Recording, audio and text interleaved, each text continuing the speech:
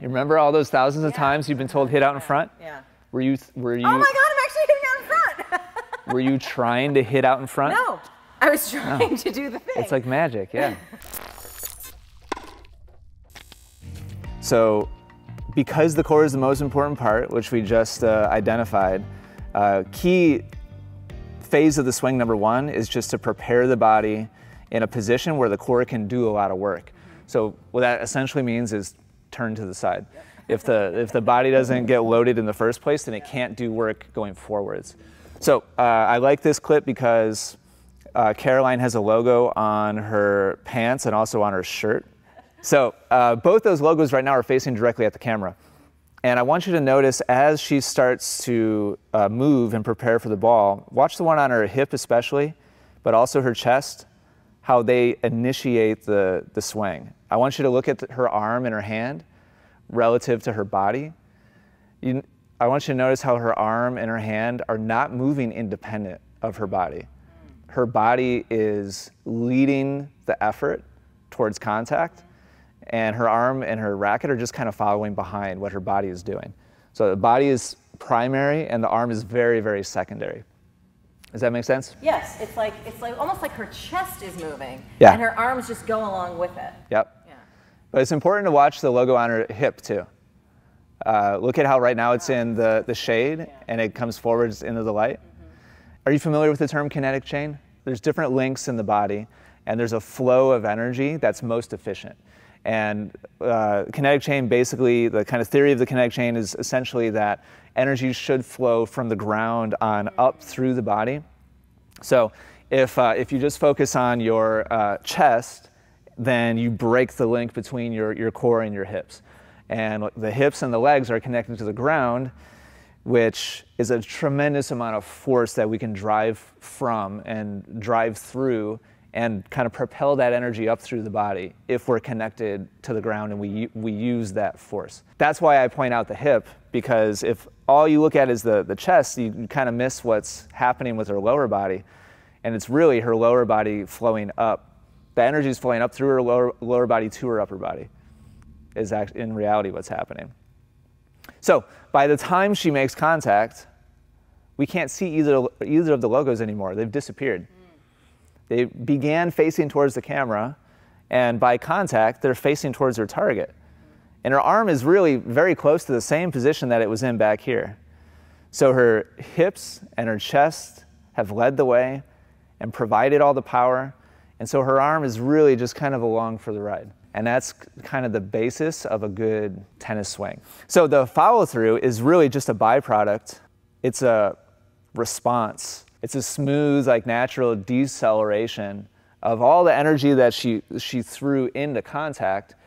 A lot of tennis instruction focuses on trying to achieve a certain follow-through, and in reality, the follow-through should just be a result of all the energy that was displaced before contact and into contact. The follow-through should just be the natural byproduct of all that energy dissipating slowly. So starting position, really strong. Now remember, with Caroline, we looked at when, we looked at how much and when. So already, like right now, based on where the, not nearly enough. You remember the image of Caroline, yeah, how like she was starting to make that transition and the ball wasn't even in the frame yet. Yeah. So the fact that the ball is here, perpendicular to where I need. Yeah, and you really have just started your turn. It's visually pretty obvious that we're going to be in trouble here. Like, you're behind the whole process. And this is one of the better ones? Yeah, unfortunately, yeah. Unfortunately, this is one of the better ones, yeah. Okay, so you do turn, so you're not... Still not enough. Right. You're not... Never enough. You're not staying sideways, but also not turning enough. Yeah, you're probably closer to sideways than you are Victoria and Caroline and Novak and Roger. That we saw.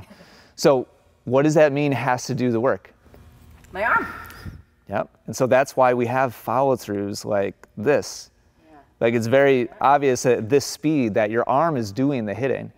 But it's deceptive because, like, your skirt swooshes and, like, you end up facing forwards.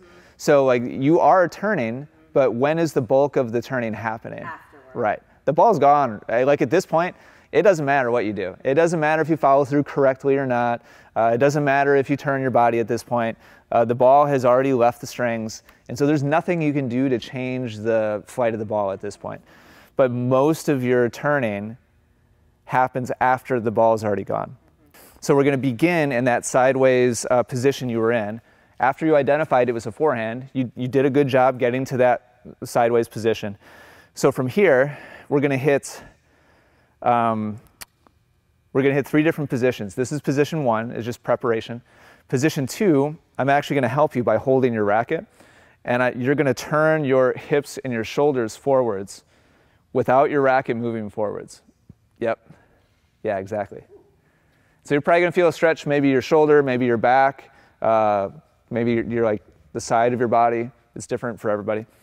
But I'm going to let you feel that stretch, and then I'm going to let go of your racket, and you're just simply going to bring your racket forward to contact. So position 1 is preparation. Position 2 is that stretch. And then position 3 is going to be contact. Good. Go ahead and move through that a couple times yourself. So preparation, stretch, and then contact. Yep. Come on into the middle of the service line for me. Thanks. So preparation, stretch, and then contact. Good. I'm actually not going to hold on to the racket. You're doing a good job. So I'm just going to keep letting you do what you're doing. Okay. Preparation. Why? Why do you need to hold it? Stretch. Just to assist.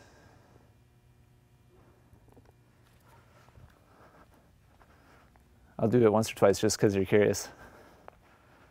So prepare. And so by holding on to it, I can just provide a little bit of, just to provide a little bit of resistance. Really stretches a lot. Yeah. And then when I let go ahead and bring it to contact. Yeah, good. Nice job. Okay. I'll let you do a couple more by yourself. Okay.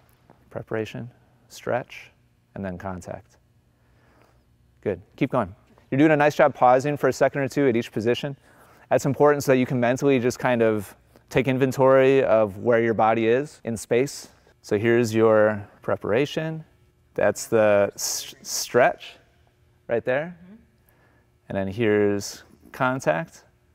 And I was just asking you to come out in front a little bit, just a little bit further.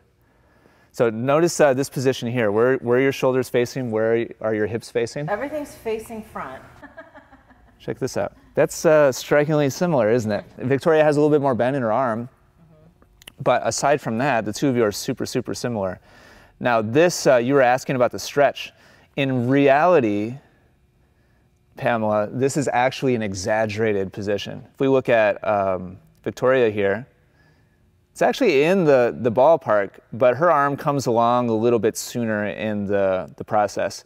We're creating more separation between your arm and your body right now, just for the sake of feeling the other end of the spectrum. You're very used to staying sideways and your arm being super early in the whole process. This is your arm lagging behind really, really far, just so you can feel. This is just purely a feel exercise. So to answer your question from before, in real life, I wouldn't want you to actually hit this position. It would be closer to this. And now I'd like you to smoothly move through the whole sequence without stopping and pausing. Okay. This is step number 2. Now. And go ahead and finish the swing too. So you're still going to create the stretch. Okay, good, good, good. Was it? Can I do it again? We're going to do a lot. Okay. Prepare, stretch, finish. Yeah, good. Nice job. Prepare, stretch, finish. Good. So watch, this is the last one you just did. So here's preparation. Now watch, what's leading now? What's initiating now? Things here. Yeah. Look at, this is super strong. So your arm to this point, remember when we looked at Caroline? Yeah. And her arm was really just kind of passive, coming along for the ride? That's totally what's happening here. And you're still slightly exaggerating it, which is fantastic. Your hips and your shoulders are getting parallel to the line way before contact, which is awesome. Whenever we get to the point where I toss you a ball, you're probably going to meet somewhere in the middle between here and what you're doing before, which right dead in the middle would probably be about perfect. So Good early stretch here. That's why you're feeling the feelings you have like around your midsection, because you're really activating and using that part of your body now. And so we're getting to parallel way before when contact would be. And then from there, like the follow through is just it's gonna happen because of this right here. It's like stretching back a slingshot and then letting it go. Like your racket's going to follow through if the body is pulling the racket around your body. So 2 on your own. Practice the stretch. Yeah, good. 1 more of those. Practice the stretch. And now just time this one. Good, let's do it again. 2 practice ones. That's fine. The main goal is to achieve that stretch position. If your timing's a little off, but you get the separation, then we're still doing well. That was a fake toss. Good job. Why did you try harder on that one? I don't know. It's because of the ball. I guess it's the ball. Yeah. Even though you know you're not, subconsciously you know you're not going to hit it, your brain automatically is like, it's like golden retriever. It's just like a ball, like kind of response, and that's totally normal. Should I try to resist that? You would be a better tennis player if you did. Yeah. Okay. In the long run, you'd be a better tennis player if you learned how to remain calm and peaceful while moving your body efficiently. There's a time and a place for intensity, but if the only response you have to a tennis ball is intensity, it makes a lot of other things very challenging. Okay, so 2 shadow swings. 1 more. Stretch. And then let the racket go. And now just time this one. Let's do 1 more. 2 shadows. 2 shadows.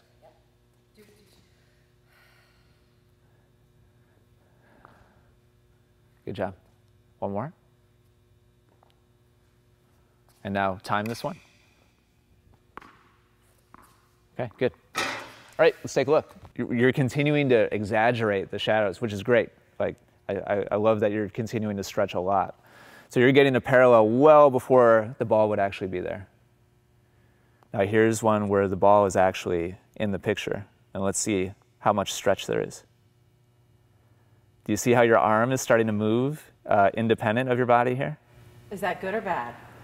On the previous one, watch how your body is completely... Because there's nothing to hit, so I don't need to worry about it. Right. But this time I'm like, oh, there's something to hit, so I better get my arm involved. Yeah. You see how early your body is here and how trailing your arm is? Your arm is like trailing way behind your body. Yes. And now watch the one where the ball is there. And your brain's like, ball. And so watch your arm this time. You see how now your arm becomes much more active? All this movement right here, there wasn't a whole lot of shoulder turn. So, but my brain is saying, but I'm not going to hit the ball with my body. Simply turning toward the ball isn't going to get the job done. Sure, yeah, I get it. So, how can I make my body and brain understand that, like, well, it kind of will? Training is the only answer.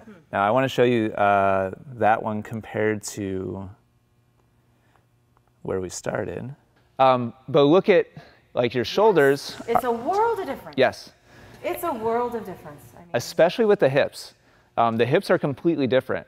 If you just look at your shoulders, they're actually not that different. This one is more in front, but it's kind of in the ballpark. And if you remember Wozniacki and Azarenka, you remember how they were parallel with their shoulders? Yeah, yeah. Straight towards the line. So we're with the ball there, and by the way, without the ball there, no problem. Like you're there way ahead of time. So this is just a perfect illustration of how strong of a pull the ball has.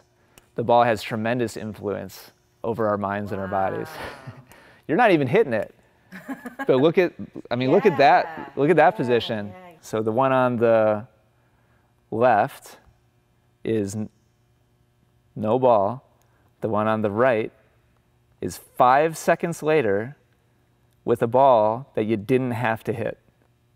And I'm still... Look at the difference between My those two. shoulders aren't there. I'm Correct. facing toward the line, giving my attention to the ball. Yes, It's all about yes. the ball. Correct, correct. Crazy, huh? It's 5 seconds How apart. am I going to undo that? It's going to take time. It's going to take some work.